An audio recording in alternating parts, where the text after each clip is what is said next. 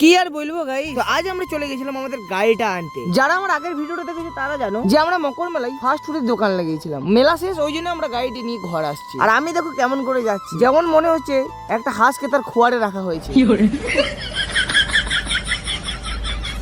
গাড়িটিকে আমরা টোটোর সাথে বেঁধে দিয়েছি যাতে কষ্ট করে ঠেলে নিয়ে না যেতে হয়। তারপর আমরা আজকে এক জায়গায় মেলা ছিল, ওইখানে গাড়িটি রেখে দিয়ে আসি। দেন আমরা ঘর আসি। ঘর আসবার পর বাজারে কিছু জিনিস কেনা ছিল, ওই জন্য বাজারে দাঁড়াই। বাজারের যা ভিড়, বন্ধুকে দিয়ে দিই আমি জিনিসগুলো কেনার জন্য, আমি আর গেলাম না। তারপর সন্ধ্যেবেলায় যেখানে মেলা হচ্ছিল ওখানে যাই, কারণ আমাদের ফাস্ট ফুডের দোকান লাগানো হয়েছিল। এবং মেলাটার ভিউটা দেখতে পাচ্ছ কত সুন্দর, কত সুন্দর মন্দির রয়েছে এখানে।